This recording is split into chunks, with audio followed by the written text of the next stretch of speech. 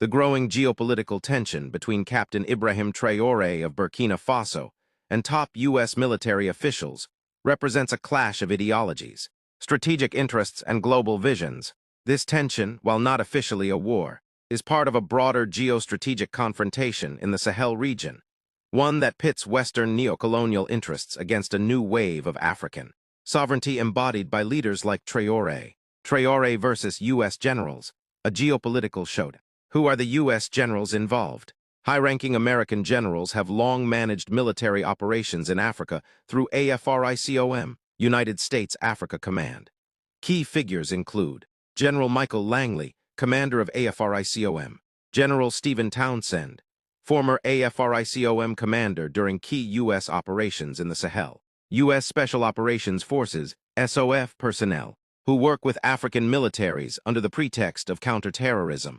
They represent U.S. geopolitical and military strategy focused on counterterrorism operations across the Sahel, military partnerships with governments seen as U.S.-friendly, maintaining Western influence in mineral-rich, strategic regions.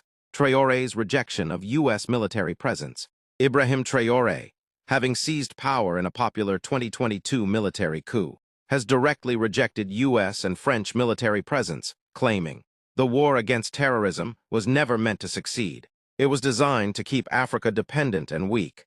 Key actions: refused to cooperate with AFRICOM, expelled French troops and intelligence operatives, accused the West of arming terrorists covertly to destabilize sovereign African nations, allegedly rebuffed quiet U.S. attempts to establish military coordination against jihadists. Core areas of tension: 1. Military presence versus sovereignty. Traore's stance. U.S. generals' view: foreign troops must leave. We're here to fight terrorism together.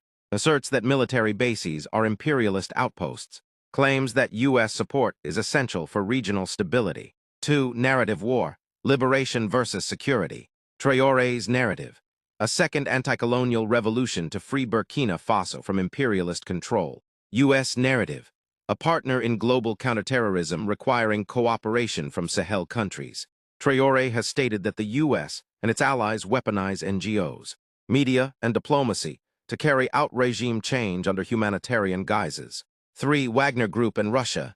One of the U.S.'s biggest concerns is Traore's alliance with Russia. Traore has allegedly welcomed Wagner mercenaries to support anti-terror campaigns.